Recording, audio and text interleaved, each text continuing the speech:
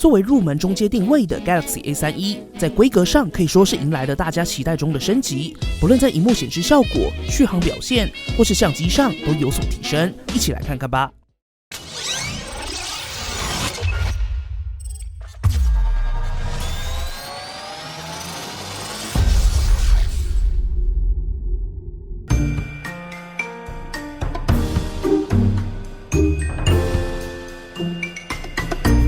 外观设计上 ，Galaxy A31 继承了三星近期在 A 系列机种上采用的 3D 冰晶感背盖设计，机身握感一样圆润好握，背盖一样是采用类玻璃的塑料材质。此外，这次在 A31 的背盖上一样采用了3个几何区块，构成主要视觉。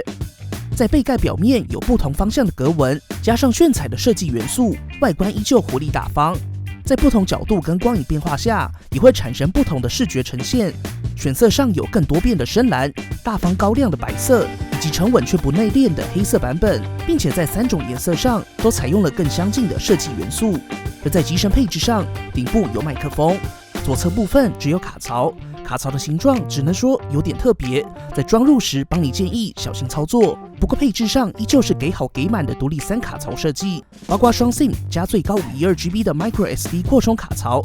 按键集中在右侧。底部一样保留了越来越少见的 3.5mm 耳机接孔、Type-C 传输接孔、麦克风以及单喇叭。随附配件部分提供了包括15瓦省电快充组、3.5mm 耳机以及透明保护套。整体来说 ，Galaxy A31 在机身接孔上依旧是给好给满的配置。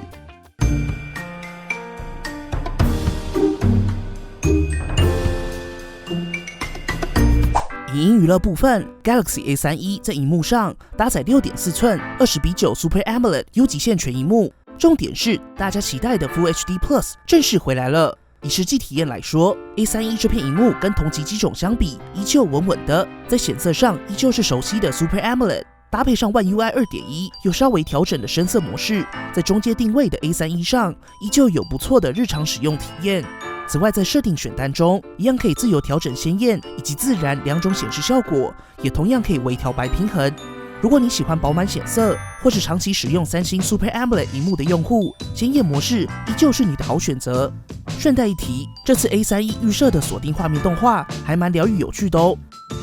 在外放上 ，Galaxy A31 采用单喇叭，实际表现跟过往机种相比差异不大，相对中规中矩。音效上一样有连接耳机后可以开启的 Dolby Atmos 杜比全景声。值得一提的是 ，Galaxy A31 并不支援 UHQA。整体来说 ，Galaxy A31 迎来了 Full HD Plus Super AMOLED 回归，在效果上依旧拥有三星家不错的萤幕显示体验，在同级中还是相对优势。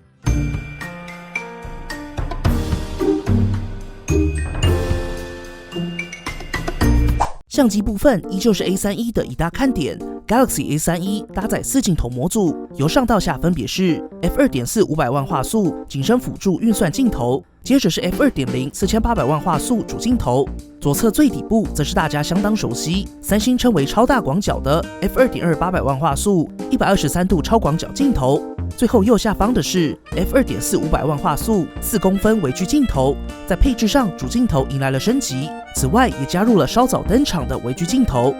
而在相机功能上 ，Galaxy A31 一样有拍照的即时景深预览，以及20种场景智慧辨识。在打开右下角的按钮后，就会启动并且自动辨识。以下帮你提供几组日拍样张。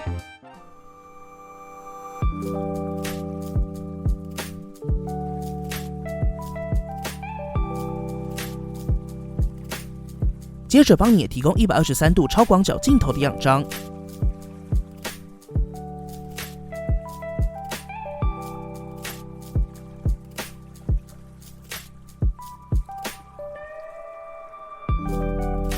而在 Galaxy A31 上新加入的4公分微距镜头，邦尼还是要说，微距模式还是更偏向强化手机在近距离拍摄的性能，而不是显微镜的存在。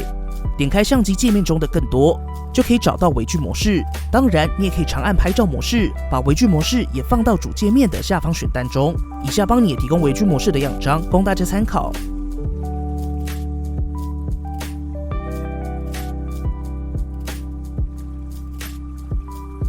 而在夜拍上 ，Galaxy A31 虽然没有独立的夜间模式功能，不过邦尼也提供几组夜拍样张给大家参考。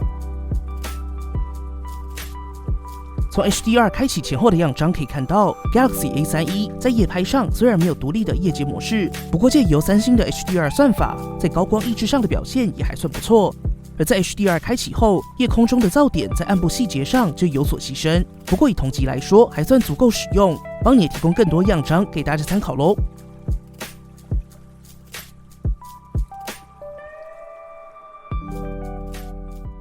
最后，你一样可以直接打开 A31 的相机，扫描 QR code， 或是透过相机扫描文件，只要对准你要拍下的文件，相机就会自动辨识纸张的范围，接着点击画面上的扫描，系统就会自动对齐文件边缘，产出一张图片咯。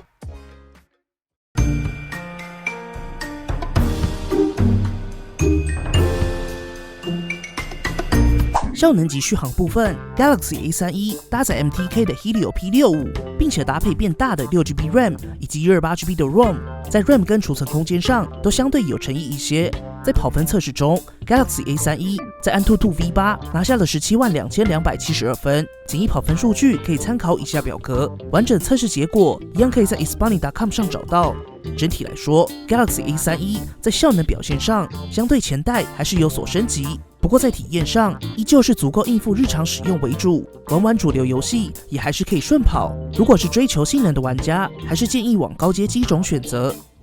而在系统上 ，Galaxy A31 搭载最新的 Android 10加 One UI 2.1， 在大家比较关心的功能上，同样拥有 Always On Display、支援深色模式，以及全新的全萤幕手势。此外，在全萤幕手势上，一样可以在 Galaxy Store 下载三星推出的 One Hand Operation Plus。在这个 App 当中，你可以自由设定左右两侧向内滑的功能，例如左边向内滑往上是截图，右边向内滑往下是回到主画面。你也可以细致的调整触控区域。此外 ，Galaxy A31 也支援连接到 Windows， 只要在手机上开启连接至 Windows， 并且在 Windows 10电脑上安装您的手机 App。没错，这个程式就叫您的手机。完成设定后，你就可以在电脑上直接查看手机的通知、浏览并且传输手机里的相片，直接透过电脑连接手机、打电话、传简讯等等。甚至可以在电脑上直接镜像，并且操作你的手机，延迟表现也还算不错，让你在使用电脑时能够让手机跟你的电脑更进一步结合。续航部分 ，Galaxy A31 拥有5000毫安时电池，近期三星在给电池大小上下手都还是比较到位，在帮你的续航测试中拿下了依旧强势的16小时55分，一天一充绝对没问题，甚至对日常使用来说，到第二天再充也有可能，在续航表现上就放心使用吧。同时也支援15瓦闪电快充。而在生物特征安全辨识中 ，Galaxy A31 一样采用了萤幕指纹辨识，加上脸部辨识两种解决方案。萤幕指纹辨识部分一样是光学萤幕指纹辨识的解决方案，在辨识率上还算不错，速度上跟今年的 A 系列机种一致，稍有提升。不过跟同级机种相比，并不算快。通讯性能上 ，Galaxy A31 支援 NFC， 不过并不支援 Samsung Pay， 当然也就没有 Samsung Pay 悠游卡咯。